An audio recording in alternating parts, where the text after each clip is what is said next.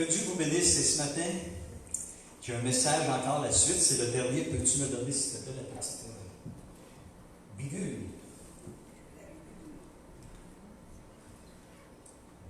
Oui, la série sur les 4 chevaliers de l'Apocalypse.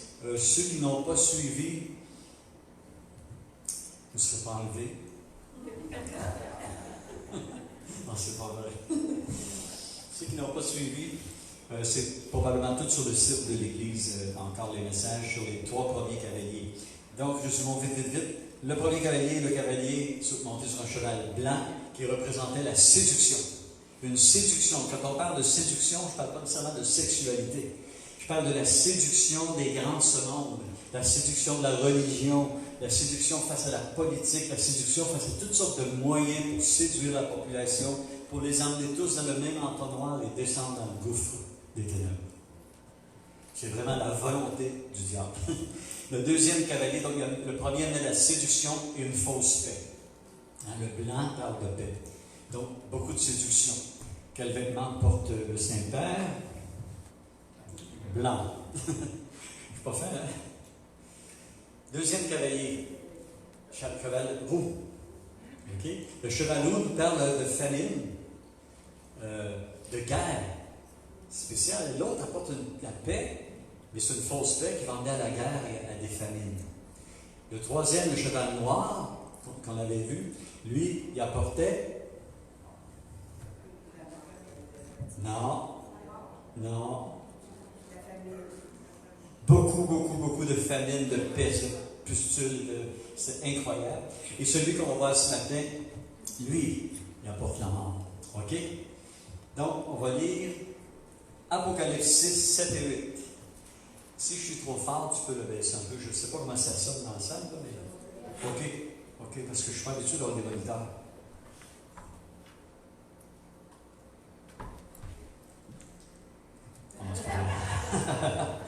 Non, ça va bien.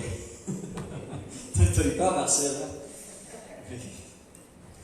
Quand il ouvrit le 4e sceau, j'entendis la voix du 4e être vivant dire « Viens !»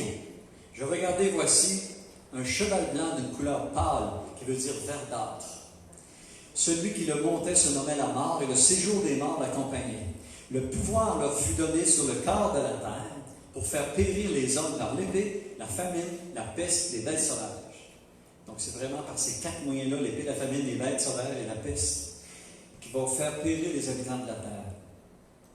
Il y aura donc, je vous le dis, là, ce n'est pas des bonnes nouvelles que j'annonce, mais pour nous, c'est des bonnes nouvelles parce qu'on ne sera pas là. Levez la main ceux qui veulent être là. OK. Je ne sais pas pourquoi Claudette a levé la main, en tout cas. Il y aura donc intensification des fléaux apportés par les 3 premiers cavaliers. Tout ce que les 3 premiers cavaliers ont apporté, ça va s'intensifier jusqu'à ce que Jésus-Christ revienne mettre le pied sur la montagne des Oliviers. Ça va s'intensifier. OK? Fausse paix, séduction, famine, sécheresse, tuerie, guerre, abus, meurtre crapuleux et gratuit, violence, mort par centaines de millions. C'est ce que l'avenir nous réserve. Cette course endiablée des 4 chevaliers de l'Apocalypse et leurs chevaux va durer jusqu'à la fin des 7 années de tribulation. Leur fléau, comme je dis, va aller en intensifiant. Aucune prière, aucun jeûne, aucune supplication ne fera cesser cela. Comme j'expliquais, un jeu de domino, toc, les dominos sont partis. Et au son de la trompette, à la voix de l'archange, OK? Lorsque les morts en Christ seront enlevés et que les chrétiens vont suivre, à ce moment-là va débuter les 7 années de tribulation. Il n'y a plus rien pour arrêter cela. On peut encore prier, on peut encore intercéder. Seigneur, étire les jours. Ma famille n'est pas sauvée. Seigneur, étire les jours. Mon grand-papa, je voudrais qu'il accepte. On peut encore prier. Il va venir un temps. Ça va être très, très difficile.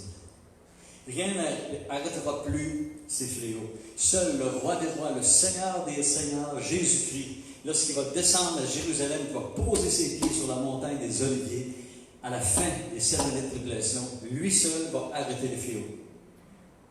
Pas nous. Les 4 cavaliers de l'Apocalypse nous montrent une image, les 4 façades de Satan. Il représente vraiment le mal incarné. C'est l'horreur à son pire. Et la couleur verdâtre, en grec, se dit chloros, qui signifie plainte, terreur, livide, couleur d'un cadavre. Ça va être un peu la couleur. Vous voyez la mort. Le cavalier se nomme lui-même la mort. Et en plus, le séjour des morts l'accompagne. C'est comme si sur le cheval, il y a la mort. Avec lui, il y a un gros contenant qui s'appelle le séjour des morts. Lui, il donne la mort et le séjour des morts les appelle pour les engouffrer dans le séjour des morts. C'est comme ça qu'il faut le voir. Il s'appelle la mort et avec lui, le séjour des morts. Donc, son but, c'est d'aller chercher les âmes et les faire les engouffrer dans le séjour des morts. Un jour, le cavalier se nomme lui-même la mort et en plus, le séjour des morts l'accompagne. Le séjour des morts est l'endroit où les âmes des défunts trépassés résident entre la mort et le séjour des morts. OK? Je recommence. Il réside entre la mort. Il réside et entre dans la mort. Excusez-moi, là. Il fait des fautes même dans ce que j'ai écrit. Le séjour des morts engouffre les âmes de ceux qui ont refusé Christ. Puis un jour, après leur résurrection, ils seront jugés devant le grand trône blanc de l'agneau. Pour l'éternité, dans le lac de feu. Pas faire peur à l'autre, là. Non. T'as garanti l'autre. La mort et le séjour des morts furent jetés dans les temps de feu. C'est la seconde mort des temps de feu. Tous ceux qui n'ont pas accepté Jésus-Christ et qui vont ressusciter à la dernière résurrection, tous ceux qui ont été engouffrés par la mort et le séjour des morts, leur fin, le grand jugement, c'est la seconde mort. Imaginez ce séjour-là des morts, il l'accompagne. Il veut le remplir d'âmes perdues. C'est comme un appel de la mort elle-même à venir dans sa maison. Et c'est exactement l'appel sur toute l'humanité présente. Elle a le pouvoir de tuer 3/4 de la population mondiale. Jusqu'à hier, la population mondiale, jusqu'à vendredi, était de 7 milliards 794 millions 799 000. OK? Donc, 1 milliard, 948 millions 700 000 personnes, pratiquement 2 milliards de personnes, fauchées dans un temps record. La colère de Dieu qui frappera l'humanité à ce moment-là. La colère de Dieu. Nous, la colère de Dieu l'a frappé sur qui? Sur Jésus-Christ. Nous sommes en Jésus-Christ et la colère de Dieu ne nous frappera pas. Elle ne frappera jamais sur Jésus-Christ et nous sommes le corps de Christ. Il faut bien le comprendre. Pourquoi on va être épargné? Parce qu'on est meilleur et plus gentil? Non, je regarde Sébastien Roy. Mais, parce qu'on est en Jésus-Christ. On est en lui. OK? Donc, la mort fait partie du plan de Dieu dans ce texte-là. Elle dit oui. Un quart va mourir, mais ça va donner l'occasion aux 3/4 de se repentir. Par la crainte de Dieu, voir tout ce qui va se passer. Le désir de Dieu, c'est vraiment que les âmes se repentent. Si vous lisez comme il faut le livre d'Apocalypse, le cœur de Dieu, c'est qu'il veut que les hommes se repentissent. Mais ça dit, il blasphémèrent encore plus. Dieu ne désire pas la mort de l'homme, mais l'homme est intraitable et refuse le plan divin de salut. Donc, sa désobéissance l'entraîne sur le chemin de la mort. Ce n'est pas le Seigneur qui veut le faire mourir. La mort existe depuis le premier péché. Et le salaire du péché, c'est quoi? La mort. Vélamet, Saint-Honoré en connaît celle-là. Là. Gardez silence. Vélamet, ceux-là qui ont déjà travaillé. Ah, il y a juste un qui a travaillé. OK, il y en a un autre là, ma chère a travaillé. Ils vont travailler. Non, mais vous allez tous travailler le matin. Hein? OK? Et quand on travaille, on a hâte d'avoir notre paye. OK? Le salaire de l'ouvrier, c'est monnaie. C'est un dépôt d'un chèque dans ton compte direct. Merveilleux. Autrefois, on avait en argent dans nos mains. C'était meilleur. Le péché travaille. Puis il travaille fort. Puis là, il dit, je veux mon salaire. Et son salaire, c'est notre mort. Pas la mort physique, la mort de l'âme.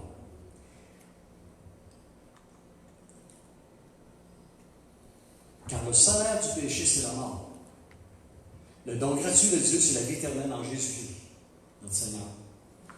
Comprenez bien ce verset-là. Le salaire du péché fut payé en totalité par Jésus sur la croix. Je ne sais pas, moi, je dois 1000 $ à notre sœur. Et puis, Martin, il va voir notre sœur, Camille, puis il paye à ma place. Elle ne peut pas me réclamer 1000 $, elle l'a eu. Nous sommes en Jésus-Christ. Le péché ne peut pas réclamer sur toi son salaire. Il a été payé. Et même si tu tombes et tu te relèves, tu tombes et tu te relèves, tu demandes pardon, tu tombes et tu te relèves, ça a été payé. Il ne peut plus réclamer. Voilà pourquoi la mort éternelle n'a plus de pouvoir sur les enfants de Dieu. Notre corps, lui, va mourir, mais notre âme, notre esprit va être épargné pour l'éternité. En étant en Jésus-Christ, la mort éternelle n'a pas d'effet sur nous. Il a reçu son salaire. Si vous retenez quelque chose, retenez juste ceci. Quand tu comprends ça, il n'y a plus aucune condamnation pour ceux qui sont en Jésus-Christ. Parce qu'au lieu de tomber et de te relever et de dire « Ah Seigneur, je suis perdu, ça ne marche pas mon affaire, tu ne m'aimeras plus. » Non, non, le salaire a été payé. Le péché, il a été payé. Dans tous les siècles, le 4e chevalier a chevauché comme produisant non seulement la mort, mais comme avertissant l'homme, l'avertir de se repentir. Quand la mort frappe et qu'on est dans un salon mortuaire, avez-vous remarqué qu'on pense à l'éternité? Et où? Il est où? Je m'en vais où, moi? Alexandre Tougat est décédé et Yvon Deschamps de la télévision, qui était un grand ami d'elle. Il s'est levé debout à une émission animée par M. Jasmin. Il se lève debout, c'était pas prévu, là. M. Jasmin ne savait pas quoi faire. Puis il avance vers la caméra. Je m'en vais où, moi, le comique? Je m'en vais où? Il y a quelqu'un qui peut me dire, je m'en vais où, moi, le comique? La mort fait réfléchir. Salomon dira même, il vaut mieux se tenir dans une maison de deuil que dans une maison de festin. Car celui qui est là réfléchit.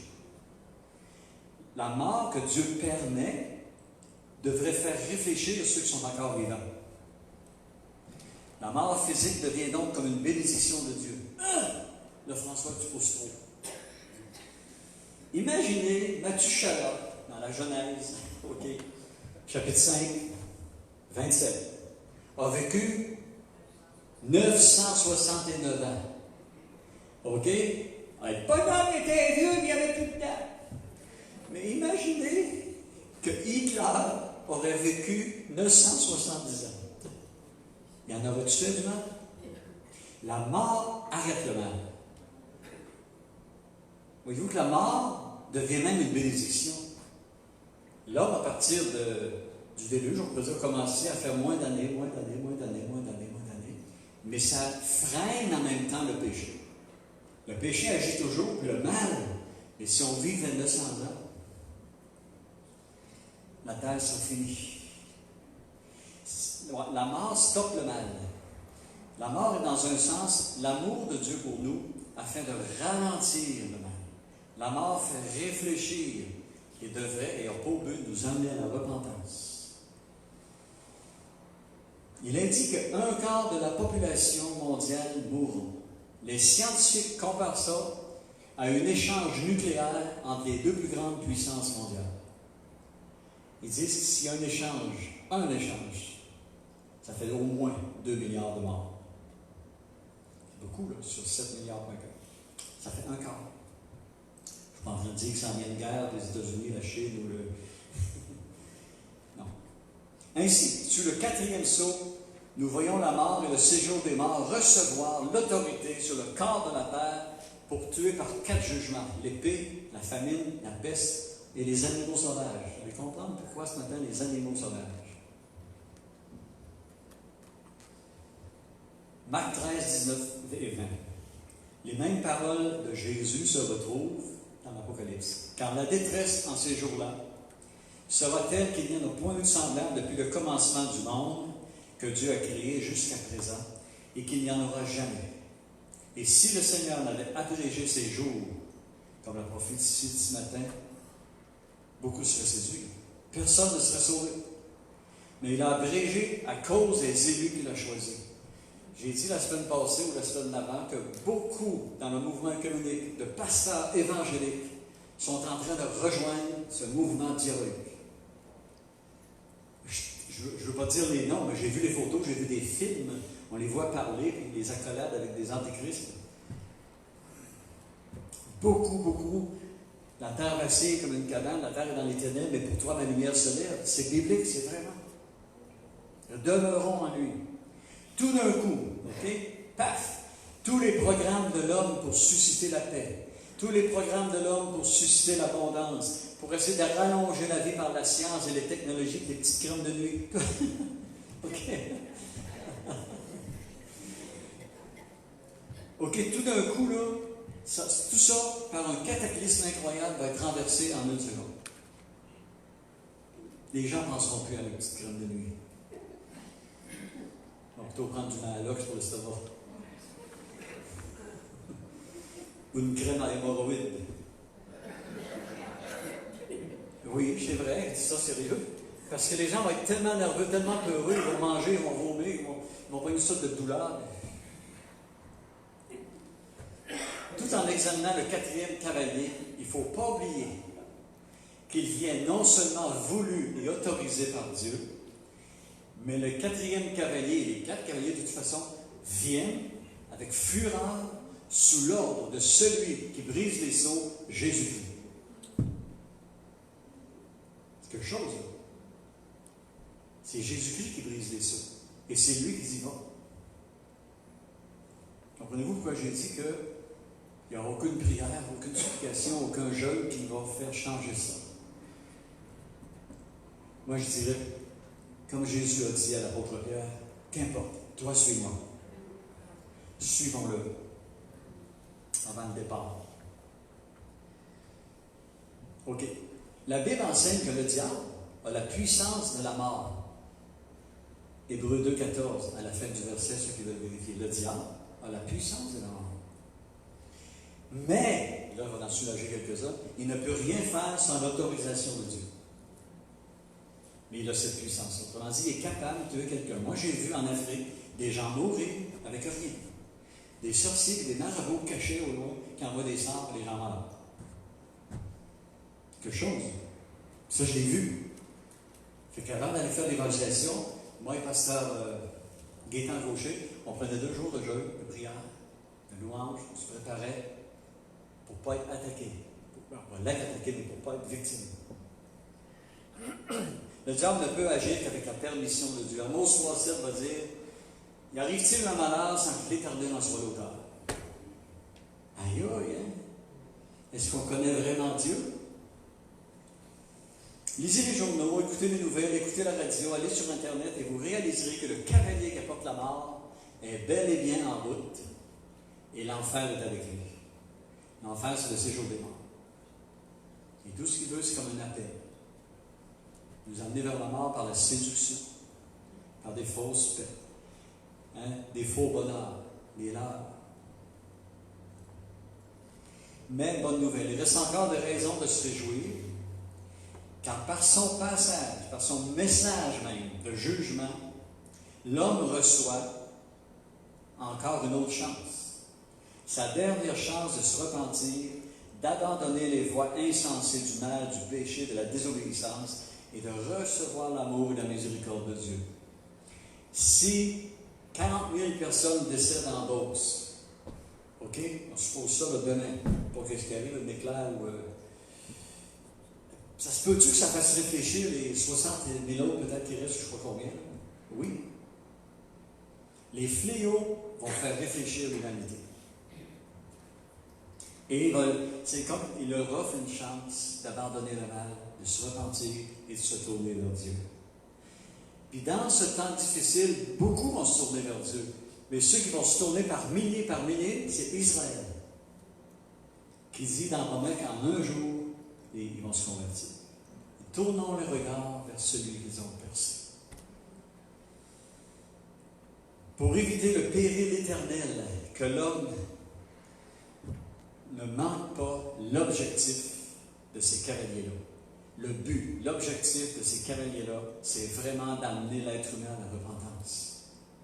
C'est de nous amener, nous qui sommes ici, sauvés, enfants de Dieu, à témoigner. On priait ce matin dans la chambre de prière en bas. Seigneur, on l'a reçu, on l'a pas reçu, le baptême du Saint-Esprit. On est tous dans un lard, puis on parle en langue, on est tous pareils, comme à la chambre de la cour des... Tu n'écoutes pas, tu écoutes l'autre, c'est tous pareil.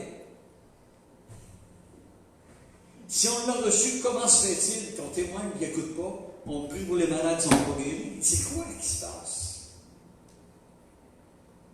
Prions, prions, en voyant tout ce qui s'en vient, que l'Esprit de Dieu tombe sur l'Église, nous saisisse et nous baptise sur l'Esprit, avec feu, avec puissance.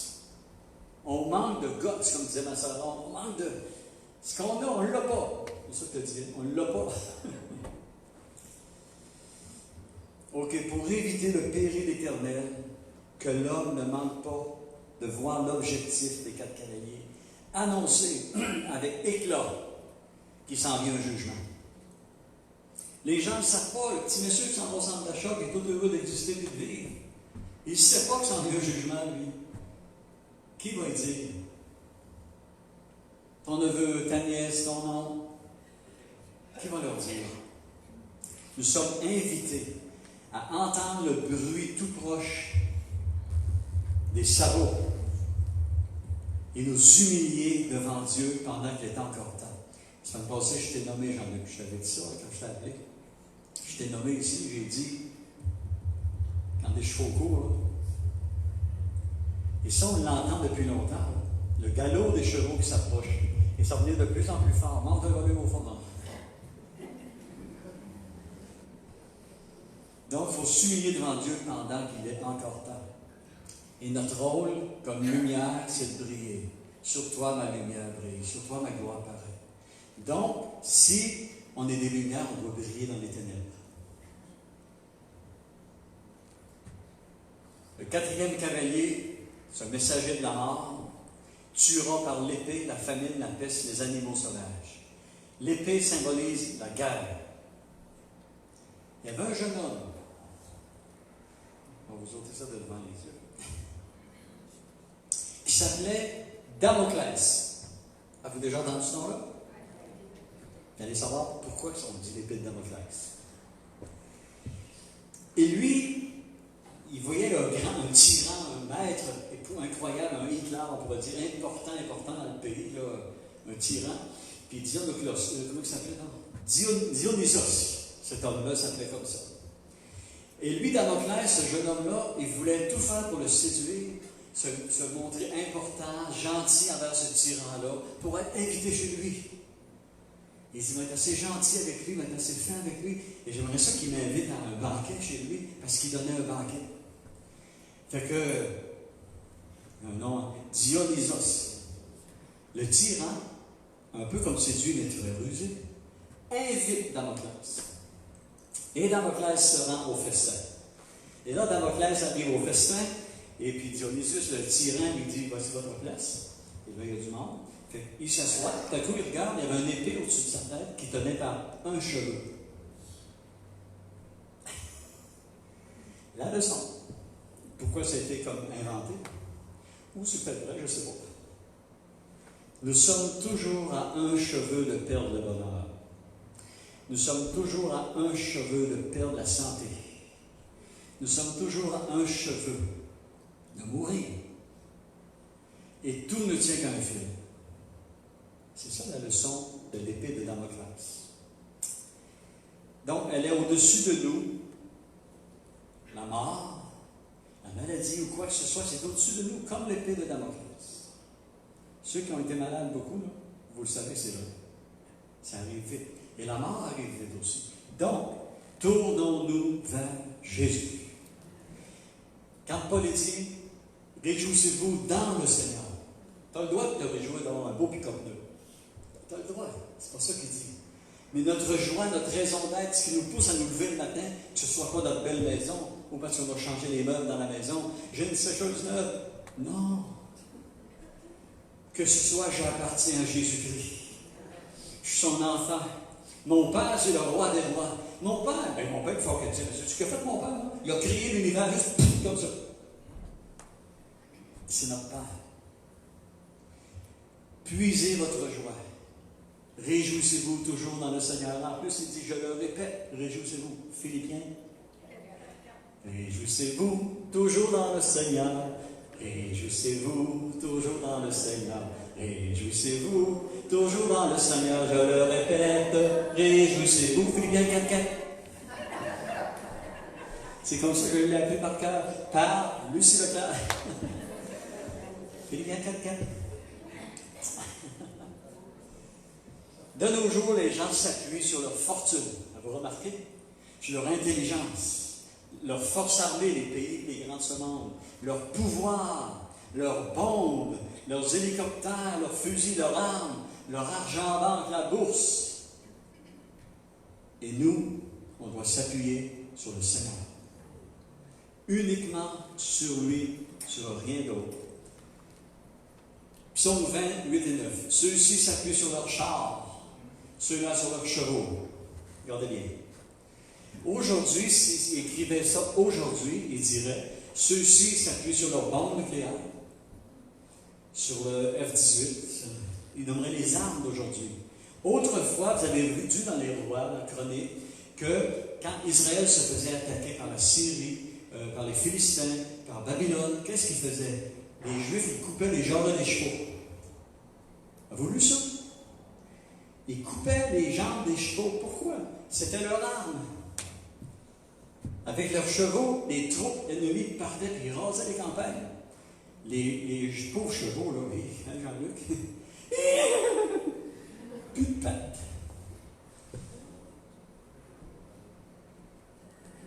Nous invoquons le nom de l'Éternel, notre Dieu.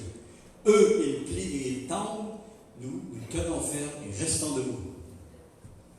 On peut être malade, on peut frôler la mort, on peut décéder, mais on reste debout devant Dieu.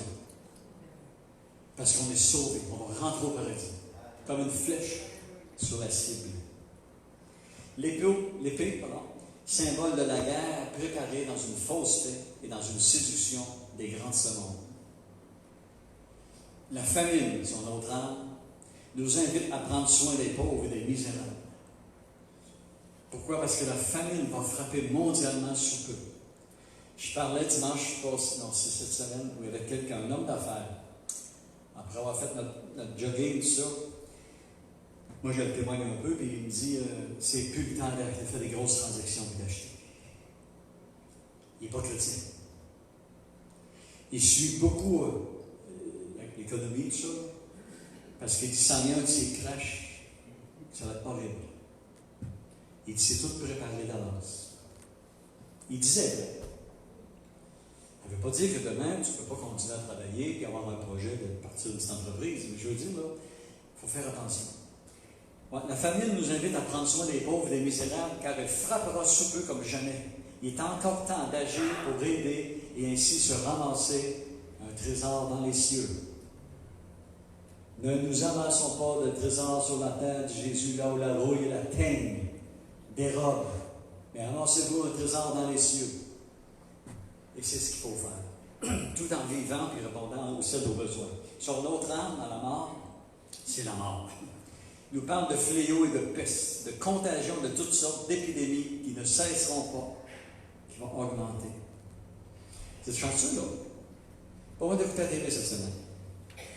Vous avez les nouvelles avant M. Legault. Vous avez les nouvelles avant Dr. Horacio Arruda. Vous avez les nouvelles avant Justin. Vous savez que Mme Margaret avait demandé à Pierre Elliott, comment tu veux l'enfant? Il dit Justin.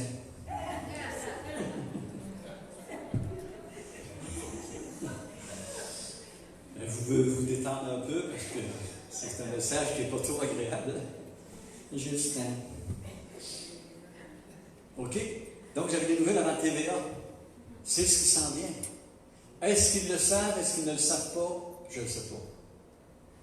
Le mot peste, dans sa racine, qui est pris par Jésus, le mot peste, parle d'épidémie, voire de pandémie. Puis il continue, il dit, quand vous verrez ces choses, relevez la tête, car votre délivrance approche. Oui, c'est merveilleux. Les bêtes sauvages. La guerre va faire des millions de morts, OK? La faim va faire des millions de morts.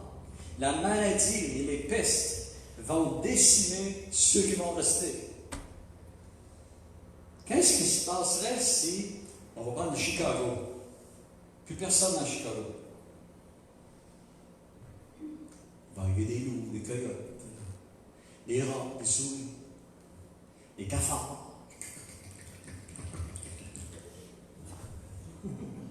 As-tu le cafard, lui?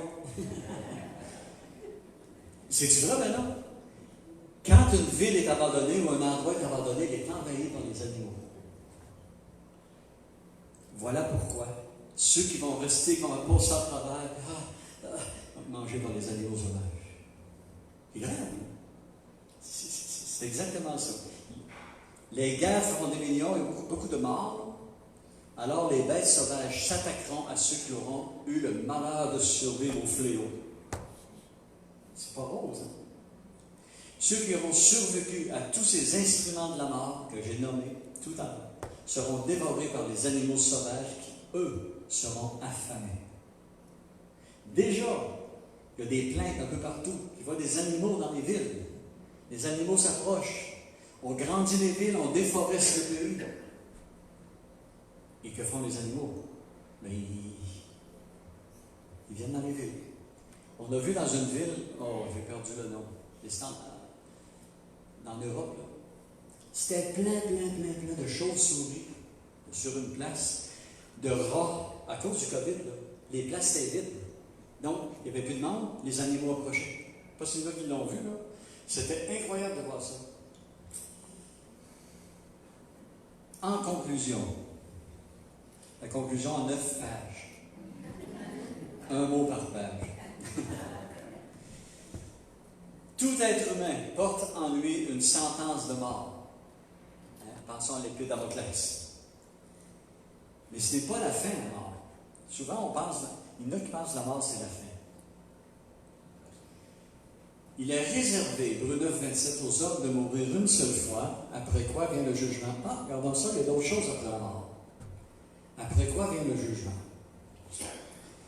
Donc, tout n'est pas terminé après la mort. Ici, on voit une image du 4e cavalier. Il dit, oui, tu vas chercher ça, le 4e. Non, il est réservé. Oui, la mort, mourir. Après la mort, il y a le jugement, le séjour des morts, pour ceux qui n'ont pas Christ. Parce que les chrétiens ne vont pas en jugement. Nous, on va devant le tribunal de Christ pour recevoir nos récompenses, ou les pertes. Mais on ne va pas devant le jugement. Donc, le cavalier, sur le cheval noir, il amène la mort, et avec lui, le séjour des morts, le jugement. C'est un image. Ça va comme frapper. Je n'avais jamais vu ça. Moi, j'ai vu le même. Donc, tout n'est pas terminé après la mort. Il y a ici une image de la mort physique et du jugement qui la suit. Le cheval parle avec le séjour des morts qui chevauchent ensemble. La mort et le jugement. À cause du péché, l'homme subit combien de morts? 3. Là, vous allez dire, hey, c'est quoi ça, là? La mort physique. On va tous mourir physiquement, à moins que Jésus-Christ vienne nous chercher. La mort spirituelle. Si ton fils, ta fille, ton père, ta mère, ou toi-même, tu n'as pas accepté Jésus-Christ dans ton cœur, tu es mort spirituellement. Et lorsqu'on meurt, quelqu'un accepte Jésus-Christ, il devient vivant spirituellement. Le souffle de Dieu vient en lui et il devient vivant spirituellement. Donc, il y a la mort physique. La mort spirituelle. Ouais, je te laisse ta dernière. La mort spirituelle, oui,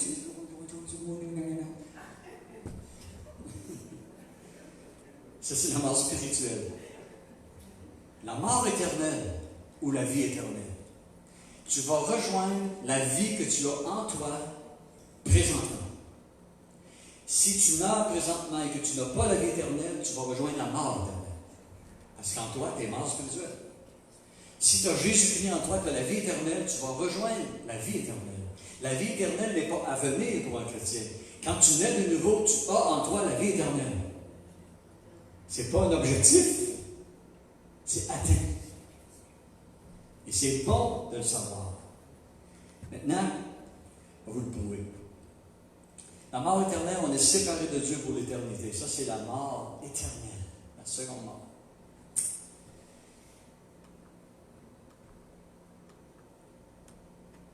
Tous ont péché et sont privés de la gloire de Dieu. Ça, c'est la mort éternelle. On est tous pécheurs. Il est dit tout à l'heure, le péché travaille, il veut son salaire, son prix, qu'il demande, c'est la mort. Alors Jésus dit, que tu demandes la mort? OK. Il s'est livré. Il a payé le prix. Car le salaire du péché, c'est la mort, mais le don de gratuit de Dieu, c'est la vie éternelle en Jésus-Christ. Mort éternelle et vie éternelle. C'est un choix. As-tu la vie éternelle en toi maintenant? Il y a des gens qui peuvent aller à l'église des années, tout à coup, après 20 ans qu'ils vont à l'église. Je suis né de nouveau en fin de semaine. Ouais, je me suis rendu compte que j'étais pécheur perdu, que j'allais à l'église comme un club social. Es-tu né de nouveau? As-tu accepté Jésus-Christ? Y a-t-il un changement dans ta vie? Aimes-tu le Seigneur? À notre mort, nous allons rejoindre la vie que nous avons maintenant en nous comme vivants. Vous savez que c'est vrai. Quand tu meurs, ça ne donne rien par après de prier pour le mort, prier pour son âme, allumer des lampions, badigeonner d'eau bénite son cercueil. Ça ne donne rien. Il n'y a plus rien à faire. Tu as la vie éternelle maintenant et tu vas rejoindre le Seigneur. Tu n'es pas né de nouveau, tu as la mort éternelle, tu vas rejoindre la séparation éternelle. Vous avez n'importe remarqué ici, ils peuvent dire aïe aïe n'importe quand.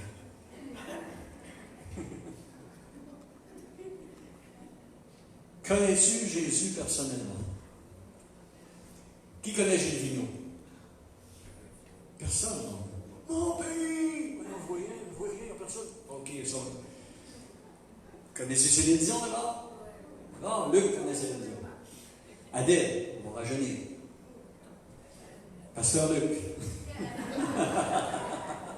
Non, mais on connaît tous, mettons, là, tiens, Justin Trudeau. Voilà, là, je ne manque pas mon coup. Qui connaît Donald Trump? C'est bon. Sais-tu quel côté qui dort? What color are his bobbit? Qu'est-ce qu'il mange au déjeuner? Qu'est-ce qu'il met sur ses rôtis? Non, Céline Dion, là. C'est quoi son repas préféré? On dit qu'on la connaît. Hein, c'est ça. Docteur Horatio, là. Quelle couleur sont ses chaussettes? Est-ce qu'il pue des pieds? Tu allais dire, les autres, tu vois, tes skis? Je ne sais pas. Les yeux vont m'en sortir. Connais-tu Jésus? Sais-tu à quoi il pense? Sais-tu c'est quoi ses désirs? Sais-tu qu'est-ce qu'il fait présentement? As-tu qui savent ce qu'il fait présentement? On va vous dire, il prie. Il intercède auprès du Père pour nous. Est-ce qu'on connaît Jésus? Ses pensées, ses désirs, ses prières, ses aspirations, ses buts? Ou bien si on le connaît comme on connaît ses désirs. Le diable connaît Dieu, qui est perdu.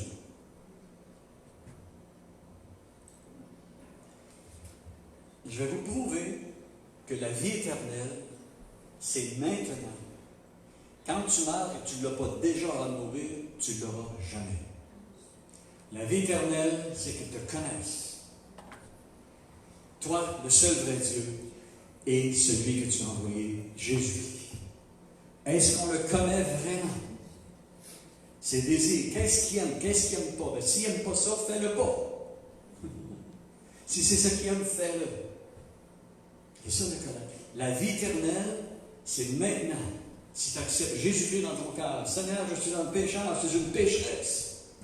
Tu as donné ta vie pour moi sur la croix. Je ne pouvais pas gagner mon ciel. Je ne pouvais pas. Ni par mes bonnes œuvres, ma bonne vie, mon meilleur exemple. Je ne peux pas. Tu as donné ta vie pour moi. Tu as payé au péché le salaire qu'il réclamait. Je n'aurais jamais pu le payer. Pardonne mes péchés et viens dans ma vie. Tu as la vie éternelle. Tu meurs, paradis. La vie éternelle, c'est qu'ils te connaissent. Le connais-tu? Le connaître, c'est avoir une intimité avec lui, une relation avec lui, être passé par l'aveu de nos péchés, l'abandon de nos péchés. C'est se nourrir à tous les jours de sa parole. Je termine. La mort et le séjour des morts t'appellent. Savais-tu ça? Fuis loin d'eux. Il va toujours me rappeler. 1989-90. Ma sœur Anne m'avait dit, si tu ne veux pas tomber dans les pièges du diable, éloigne-toi de ces boutiques. Je vais le dire selon la Bible, le péché couche à ta porte, et toi, domine sur lui. Genèse 3. Donc, la mort et le séjour des morts t'appellent. Fuis loin d'eux. Le Seigneur et sa vie éternelle t'invitent. Cours vers lui, et tu auras cette vie éternelle. Comme le Fils prodigue, reviens vers ton Père de tout ton cœur, et il t'accueillera. Avez-vous, pour certains d'entre nous, réellement accepté Jésus-Christ? Si oui, gloire à Dieu. Débarrasse-toi, comme les gens d'Éphèse, de tout ce qui avait de pas bon dans leur maison. Ils ont fait un tas de livres, un tas de cochonneries, ils ont allumé le feu. Débarrassons-nous de tout ce qui n'est pas bon pour Dieu. Toutes sortes de choses, d'objets, de CD du monde, de musique du monde. Il y en a qui me disaient, hey, j'ai des vieilles cassettes VHS. Il dit, que tu les Beatles, les Rolling Stones, là, ils nous mettent tout ça, mais je mets ça au feu, mais tu amènes, toi! Puis il est chrétien. Débarrassons-nous. Seigneur,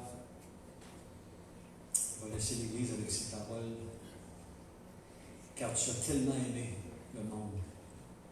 Tu as donné ton Fils Jésus-Christ afin que quiconque croit en toi ne périsse point, mais qu'il ait la vie éternelle. Merci Seigneur pour ce grand sacrifice à la croix. Tu dis plus loin, Dieu en effet n'a pas envoyé son Fils dans le monde pour qu'il juge le monde, mais pour que le monde soit sauvé par lui. Je vous invite cette semaine à prendre Jean 3, 16 et 17 et mettez votre nom à la place de monde, à la place de quiconque. Et vous allez voir la différence que ça fait. Car Dieu a tellement aimé Mario qu'il a donné sa vie avec un Mario qui conduit le périssement, mais que Mario est la vie éternelle. Dieu en effet n'a pas envoyé son Fils dans le monde qui juge Mario, mais pour que Mario soit sauvé par lui. Voyez-vous comme ça change? Mets ton nom. Et ça nous garde en lui. Ça nous assoit solide en lui. Que Dieu vous bénisse, que Dieu vous garde. Restez fidèles à lui. Moi, je ne vous reverrai pas avant peut-être la mi-septembre parce que je vais aller prêcher dans d'autres églises. Je recommence, j'aime ça beaucoup, beaucoup. Soyez bénis et vous pouvez sortir par la porte que vous voulez. Si vous voulez rester, vous pouvez. Et on va voir.